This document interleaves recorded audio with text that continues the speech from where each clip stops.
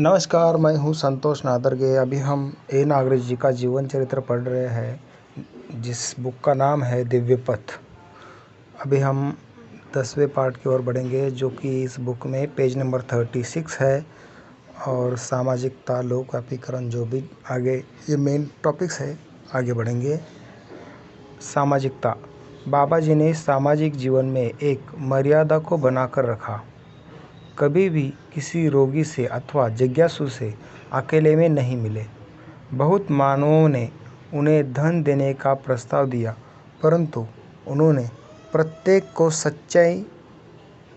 सच्चाई को समझने का ही प्रस्ताव दिया तथा किसी से चंदे के रूप में धन लेना स्वीकार नहीं किया।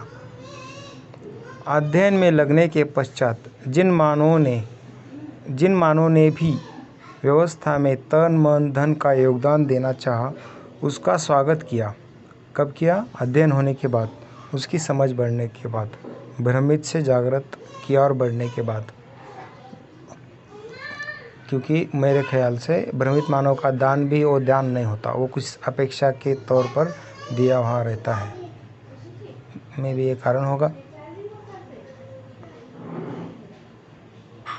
अध्ययन में लगने के पश्चात जिन मानवों ने भी व्यवस्था में तन मन धन का योगदान देना चाहा, उसका स्वागत किया तथा उसे प्रयोजन के अर्थ में अर्पित कर दिया। प्रयोजन के अर्थ में अर्पित कर दिया मतलब आप समझ गए होंगे। सदुपयोग किया, खुद के पर्सनल यूज़ के लिए नहीं यूज़ किया। और ये जो भी कुछ किया है, ये बाबा जी द्वारा ये सहजता से हुआ होगा, ऐसा मुझे लगता है। क्योंकि इतनी तपश्चर्या करने के बाद और जो कुछ भी जीवन के मूल्य समझने के बाद बाबा जी को धन में, पद में, इसमें खाली इंटरेस्ट रहा ही नहीं होगा। जैसा ऊपर वर्णन किया जा चुका है, बाहर का पैसा घर परिवार में कभी नहीं आया। वह हर क्षेत्र में कार्य करने वाले मानवों से मिले, जैसे कि विज्ञान, तकनीकी, आयुर्वेद, कानून, कृषि, शिक्षा आदि। सभी से उनके क्षेत्रों के बारे में बात करते तथा साथ ही समझने का प्रस्ताव भी रख देते तथा शिविर करने की प्रेरणा देते। शिविर किए लोगों को अध्ययन व समझ कर जीने के लिए प्रेरित करते। लोक व्यापीकरण। समाधान एवं समृद्धि का प्रमाण प्रस्तुत करते हुए, ये टॉपिक का नाम है लोक व्यापीकरण। समाधान एवं समृद्धि का प्रमाण प्रस्तुत करते हुए, जीते हुए एवं स्वयं में सुख, शांति, संतोष तथा आनंद की निरंतर अनुभूति सहज आदरणीय बाबा नागराज जी, उनकी बढ़ती आयु अब 94 वर्ष की वो प्रतिभा संपन्न को देखकर लोगों ने उन्हें प्यार से बाबा जी कहा। जब 94 इयर्स के हैं, जब ये बुक लिख रहे थे, तो वह आयु भी है और प्यार से लोगों ने बाबा जी को बाबा नागराज जी आदि संबोधनों से भी संबोधित करना आरंभ कर दिया था। निरंतर चिंतन करते कि किसी प्रकार से यह ज्ञान या समझ सर्वसुलभ हो। कौन निरंतर चिंतन करते? मैं फिर से पढ़ता हूँ, क्योंकि बीच में ब्रैकेट वाला आया था जिसमें बताया गया था बाबा जी का एज 94 इयर्स की थी। और रिस्पेक्ट से, प्यार से सभी नागराज जी को बाबा जी कहते थे, इससे उनका नाम बाबा नागराज पड़ा, संबोधने लगे। तो ये ब्रैकेट वाला छोड़कर मैं अभी डायरेक्ट वाला सेंटेंस पढ़ता हूँ, जिसके अर्थ समझ में है। समाधान एवं समृद्धि का प्रमाण प्रस्तुत करते हुए, जीते हुए, स्वयं में सुख, शांति, संतोष तथा आनंद की निरंतर अनुभूति सहज आदरणीय बाबा जी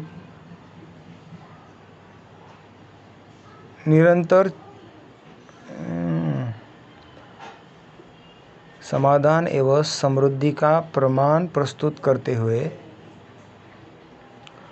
समाधान एवं समृद्धि का प्रमाण प्रस्तुत करना मतलब खुद उस तरह से जीना जो कि केवल थियोरेटिकल नॉलेज ना देते हुए खुद समाधान एवं समृद्धि के साथ जीकर दिखाते थे, जो देखकर हम सब उनको फॉलो कर सकते हैं, वो परंपरा में हम ला सकते हैं। इसी का अर्थ है समाधान एवं समृद्धि का प्रमाण प्रस्तुत करते हुए, जीते हुए एवं स्वयं में सुख, शांति, संतोष तथा आनंद की निरंतर अनुभूति, सहज आदरणीय आनंद की ये तीनों शब्द है, शांति, सुख, शांति, संतोष तथा आनंद की निरंतर अनुभूति। ये बहुत इंपॉर्टेंट वर्ड है, निरंतर अनुभूति होती थी हमें, जिसकी खाने से, इंद्रियों से सुख मिलता है, कुछ टेम्पररी सुख की, कभी कभी शांति की, कभी कभी संतोष की, आनंद की झलकें मिलती है, लेकिन ये बाबा जी को निरंतर अनुभूति, सहज आदरणीय बाबा नागराज जी निरंतर चिंतन करते कि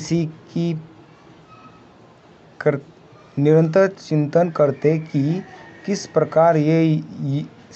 प्रकार से यह ज्ञान या समझ सर्वसुलभ हो। मतलब ये जो इनको निरंतरता से सुख, शांति, संतोष, आनंद है ना, और समाधान, समृद्धि के साथ जीना था, ये सभी लोगों में किस तरह से सुलभता से लाया जाए, ये इसके बारे में बाबा जी निरंतर चिंतन करते थे।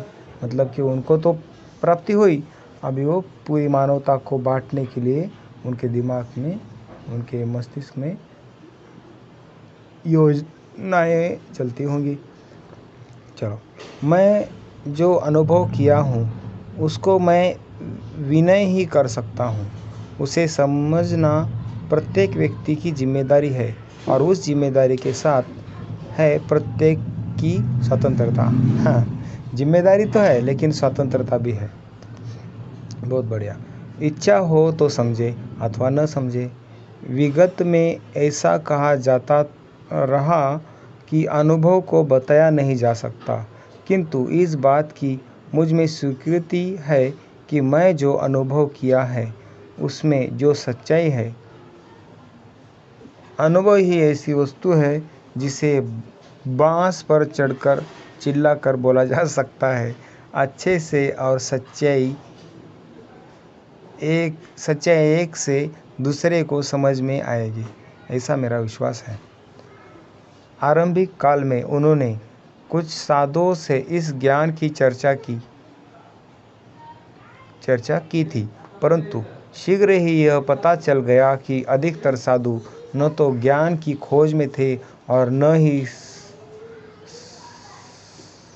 सघन साधना करने के लिए तैयार थे। वह तो बस कुछ सिद्धियां पाना चाहते थे, जिससे या तो भौतिक सुविधा संग्रह कर पाए, सेवा के लिए कुछ शिष्य तैयार कर पाए, या फिर अपने दुश्मनों को सबक सिखा पाए। वह अपने पराये की दीवार से मुक्त थे। किससे? वह अपने पराये की दीवार से मुक्त थे। वह अपने पराये की दीवार से मुक्त थे ही नहीं, और जो ईमानदारी से साधना में लगे थे, उन्हें बाबा जी की बातें अच्छी तो लगती थी, किंतु साधना वे विगत के आदर्शवादी तरीकों से ही करना चाहते थे। आदर्शवादी तरीकों से मतलब जो कुछ भी अब तक स्पिरिचुअल वर्ल्ड में बताया गया है, उस विधि को छोड़ना नहीं चाहते थे। कोई भक्ति में है, कोई कर्म में है, कोई योग में है, कोई ध्यान में है, अपने अपने मार्गों को छोड़ना नहीं चाहते थे। परम सत्य, अस्तित्व, सहज, अनुभव मूलक, ये बड़े बड़े शब्द आ रहे हैं अभी।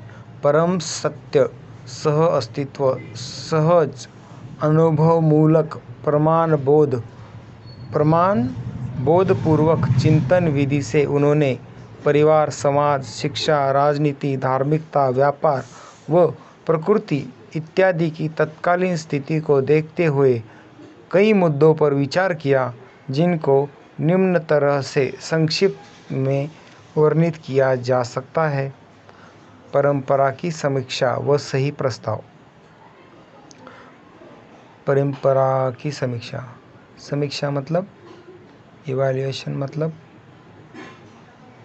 परंपरा में क्या अच्छा है क्या अच्छा नहीं है, जो बताया गया है उसका किस बातों का प्रैक्टिकल में यूज़ होता है, किस बातों का नहीं हो रहा है, इस सभी के बारे में समीक्षा की है।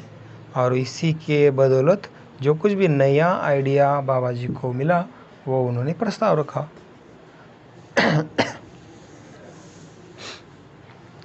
परंपरा में इसके पहले किसी को अनुभव हुआ ही नहीं होगा ऐसा तो नहीं कहा जा सकता, परंतु किसी भी धार्मिक परंपरा को देखने से इसका प्रमाण न तो लिखित रूप में है और न ही व्यवस्था रूप में जीने में मिलता है।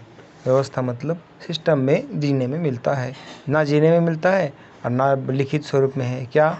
जो कुछ भी बाबा जी का अनुभव हुआ है वो अनुभव किसी और को हुआ है या नहीं हुआ। अगर हुआ है तो परंपरा में नहीं आया, सिस्टम में नहीं आया। अगर हुआ है तो लिखित स्वरूप में नहीं है। इस बात का सम्मान है कि परंपरा में बुजुर्गों ने अपनी तरह से योगदान दिया, घोर तप साधना परिश्रम किया तथा तत्कालीन परिस्थितियों के अनुसार उपदेश भी दिया। इन सभी महापुरुषों के प्रति बाबा जी कृतज्ञता का भाव सहज है, बाबा जी के अंदर सहज है, जिन्होंने भी मानव जाति को सही जीने की प्रेरणा दी। इसके बारे में उनके मन में कृतज्ञता है। परंतु आज विश्व में, समाज में, परंपरा में, धार्मिक समुदायों में अनेक गलतियां, अपराध व युद्ध का ब्रैकेट में लिखा है संघर्ष दिखाई पड़ते हैं। मानव जाति में उनको और अधिक प्रकट करने से कुछ उपलब्धि नहीं होगी।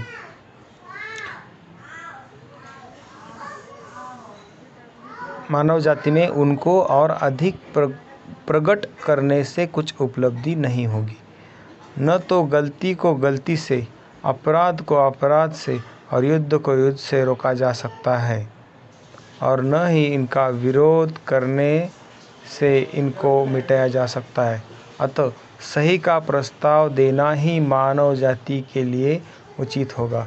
इस प्रकार बाबा नागराज जी ने मानव जाति की संपूर्ण आवश्यकताओं को निम्न प्रकार से पहचाना। मानव जाति की आवश्यकता को निम्न प्रकार से पहचाना है। नंबर 1, प्रत्येक मानव में स्वस्थ मानसिकता उदय, ब्रैकेट में लिखा है मानवीयतापूर्ण विचार। प्रत्येक मानव में स्वस्थ मानसिकता उदय, ब्रैकेट में लिखता है मानवीयतापूर्ण विचार के लिए शिक्षा की वस्तु के रूप में लाभोन्मादी अर्थशास्त्र, भोगोन्मादी समाजशास्त्र तथा कामोन्मादी विज्ञान के स्थान पर आवर्तनशील अर्थशास्त्र, व्यवहारवादी समाजशास्त्र तथा संचेतनावादी मनोविज्ञान प्रतिपादित किया। ये तो बहुत बड़ा वर्ड्स है जिसको किसी ज्ञानी से समझ के लेना पड़ेगा।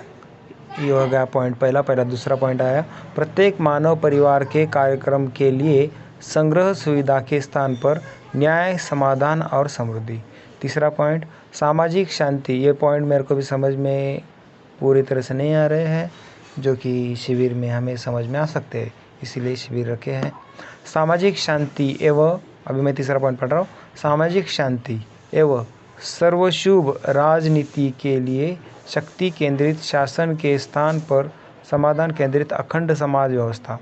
प्रत्येक मानव की भौतिक आवश्यकताओं की पूर्ति के अर्थ में हुनर के लिए विखंडनवादी, ब्रैकेट में लिखा है प्राकृतिक असंतुलनवादी, विज्ञान के स्थान पर सह-अस्तित्ववादी, ब्रैकेट में लिखा है प्राकृतिक संतुलनवादी विज्ञान।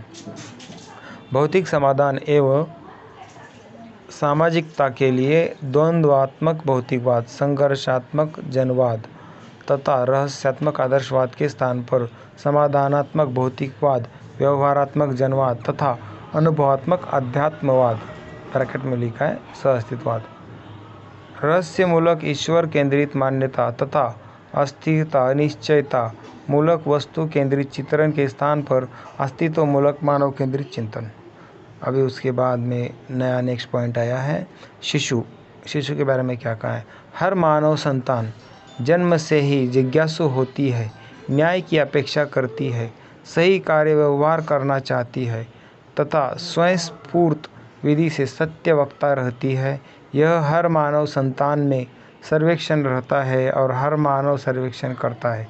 इस प्रकार प्रत्येक मानव में समाधान, न्याय, धर्म व सत्य को जानने एवं तदनुसार जीने की अपेक्षा बनी ही रहती है, जिनके लिए मानव परंपरा में समाधान, न्याय, धर्म, सत्य स्थापित होने की आवश्यकता है। उसके बाद का पॉइंट है उद्गार। समाधान एवं समृद्धि से जीते हुए उन्होंने स्वयं में निरंतर इन उद्गारों को पाया। भूमि स्वर्ग हो, मानव देवता हो, धर्म सफल हो तथा नित्य शुभ हो। उसके बाद का पॉइंट है सर्वशुभ की कामना। मानव में सर्वशुभ की कामना व अपेक्षा विगत काल से ही रही है। प्रत्येक मानव में बौद्धिक समाधान व भौतिक समृद्धि चिरापेक्षित है। किसी भी मानव का लक्ष्यविहीन कार्यक्रम सर्वेक्षण नहीं होता है तथा प्रत्येक मानव सुख, शांति, संतोष एवं आनंद अनुभूति चाहता है। परंपरा में ऐसा माना जाता है कि प्यासा कुएं के पास जाता है। बाबा जी ने विचार किया कि आधुनिक युग में तो पानी को घर घर पहुंचाना संभव हो गया है, अतः उन्होंने भी इस ज्ञान को लेकर लोगों के पास जाने का निश्चय किया। उसके बाद का पॉइंट भीड़ या बहुलीकरण। बहुत अवगढ़ मुश्किल वर्ड है। भीड़ या बहुलीकरण। उन्होंने देखा कि अभी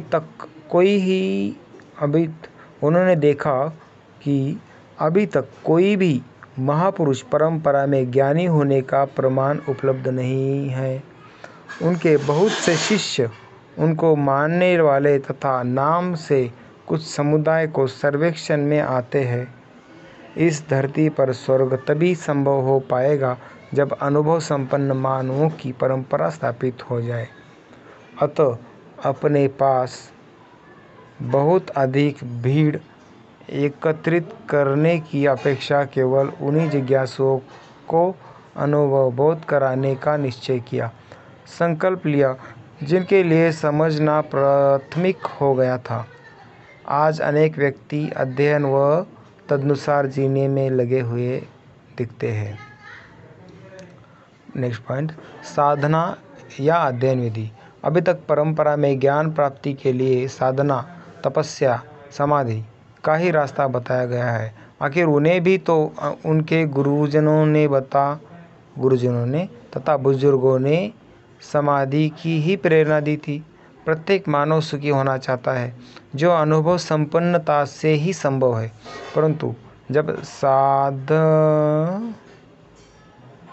परंतु जब साधु जन ही विरक्तिवादी साधना के लिए तैयार नहीं दिखाई पड़ते हैं, तो अन्य मानवियों के बारे में क्या कहा जाए।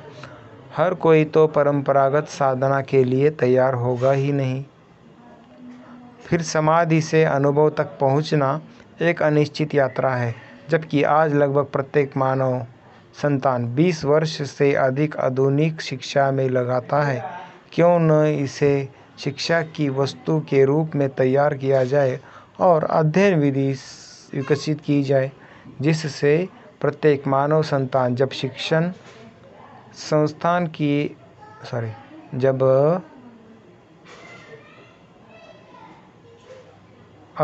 अध्ययन विधि से क्यों न इसे शिक्षा की वस्तु के रूप में तैयार किया जाए और अध्ययन विधि विकसित की जाए, जिससे प्रत्येक मानव संतान जब शिक्षण संस्थान से निकले तो समझदारी संपन्न हो। अतः अध्ययन विधि को विधिवत रूप में और उनके लिए संपूर्ण अध्ययन की वस्तु को व्यवस्थित रूप में प्रस्तुत करने का निश्चय किया।